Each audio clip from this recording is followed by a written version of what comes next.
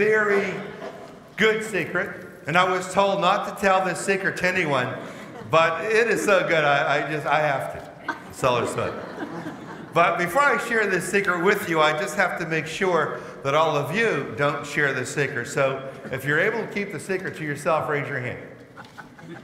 Okay, a lot of people, some are ambiguous. Well, I'll share with you the secret. Now, what I'm going to say next is just the lead into the secret. So this first part isn't the secret itself, but it gives foundation to the secret.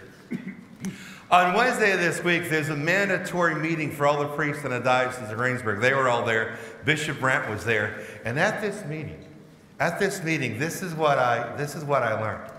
So if everyone just kind of lean a little forward, so I tell you the secret. I don't want those folks outside because I don't know if they can keep the secret. This is what I was told. I was told, no, I'm not going to tell you the secret. Forget it. I'm not going to tell you the secret because that's the essence of what occurs in today's gospel reading coming out of the first chapter of Mark, verses 40 to 45. In today's gospel reading, this leper approaches Jesus, kneels down right there in front of Jesus, and he asks Jesus if he could cure him. And Jesus touches the leper, and he makes the leper clean. And then he asks the leper to do him just one little favor. A very small favor in proportion to the large favor Jesus offered this leper by curing him. Let's take a look at what Jesus asked the leper to do. Now, this is again the first chapter of Mark. This is going to be verse 43. It says there, he said to him, that Jesus said to the leper. And this is after the leper has been healed of leprosy. See that you tell no one anything, but go.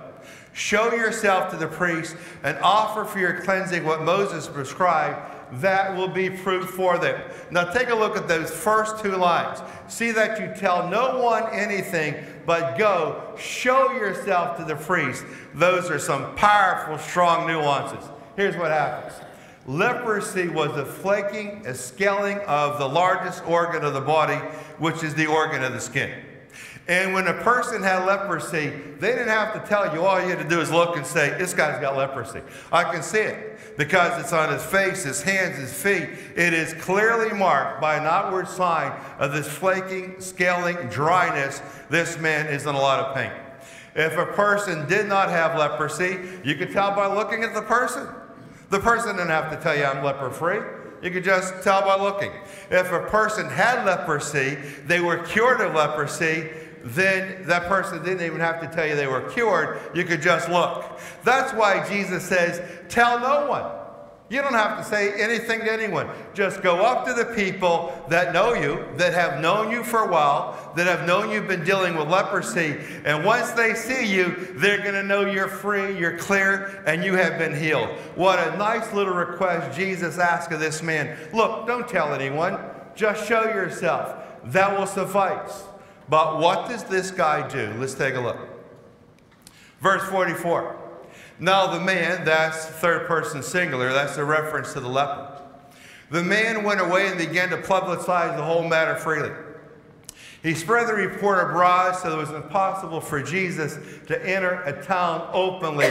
The man, unfortunately, did what? He broke confidence. Jesus said, look, do me a favor. Don't tell anyone that I've healed you. But the man began to publicize the entire matter. Now, Jesus had to say to himself, that hurt. He just stabbed me right in the back. I've just been betrayed by this person I thought was my friend, by this leper. I just granted him a healing, and I said be quiet, and he tells the whole world. Jesus had to look at the leper and say to him, Mr. Leper, that is how you repay me?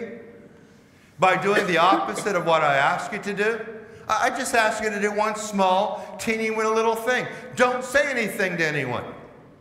You know, there have been many friendships destroyed for one reason.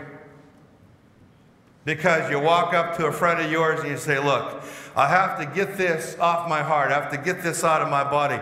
And you tell a friend a secret of yours and you say, look, whatever you do, please, please, don't tell anyone. And if you take that secret, and you take that fiduciary relationship which has developed between you two, and then you destroy it, and you share that confidence with someone else, and then they share it with someone else, and it gets back to the person who was the original offer of that secret, it does what? It destroys friendships. It destroys families. There are a lot of families who are divided. Why? Because the secret was told out of the house. Keep this here in our house. Don't say anything to anyone. And for some reason, you just can't keep it to yourself, and you share it with everyone. It destroys. You know, there were these 4 ministers. It was a couple days before Lent, as it is right now, a couple days before the start of Lent, Ash Wednesday. These 4 ministers are having supper together. And after supper, they came up with this nice idea. They thought, well, there's 4 of us. We all know each other. We all trust each other. Let's go around the table, and each one of us will share a dark secret that we possess, and maybe we'll try to get rid of this Lent. Well, they looked at each other. Who's going to start? Who's going to start sharing first their dark secret? Well, one minister said, look, I'll get this thing started. He said, my biggest secret is I love to drink. You know, I'll have one drink and another drink and another drink, and I can't stop. I've been known to have a few drinks even right before the service. I think the people sometimes can tell. Well, the other ministers, they looked at him and said, you know, that's not good. That's not good. Well, the second minister gets started. He said, you know, my biggest problem is I love to gamble. There have been times to support my gambling habit, I even put my hand in a collection basket just to support my gambling. I can't help it. The other minister said, that's not good. The third minister said, you know, my biggest problem is, as you guys know, I'm married. And I've broken my marriage vows, not once, not twice, many times. I just have this insatiable appetite. I just can't help myself. Oh, that's not good. The fourth minister said with a big smile on his face, you know, he said, my biggest problem is I love to gossip. He said, as a matter of fact, I love to gossip so much, I can't wait till we get out of here.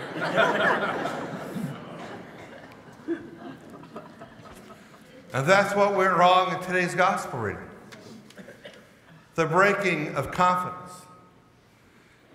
When you have a confidant, that means it is someone you share faith with. It means with faith. What style of faith? Faith that I believe that this person who I'm going to share this story with, this secret with, this darkness of my life with, I have faith that they will not tell another soul. That's what makes them a confidant of mine. And when they decide to tell that secret to someone else, they've just destroyed that confidence. They've just destroyed that friendship. They just broke the fiduciary relationship. They just put a knife in your back, and it takes a long time, if not ever, to heal. What a powerful message in today's gospel reading. As you sit there this morning, have you ever been hurt by a friend who decided to break confidence about something you shared with them? Has your family been perhaps destroyed by a family member who broke confidence and shared something with others outside of the confines of the home? Jesus said to the leper, look, I healed you. Do me a favor. Don't say anything to anyone. Just show yourself. But he publicized the whole matter freely. And the residual effect of that is Jesus was no longer to move about freely because so many people were crowding in on Jesus. It confined him. It restricted him. And at that point, he's dealing with a broken heart. In many ways, his first crucifixion. You know, they say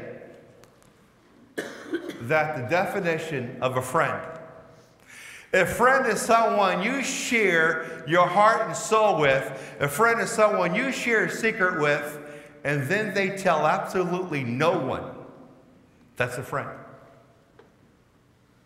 The definition of Judas is someone you share a secret with, you share your heart with, and then they tell everyone.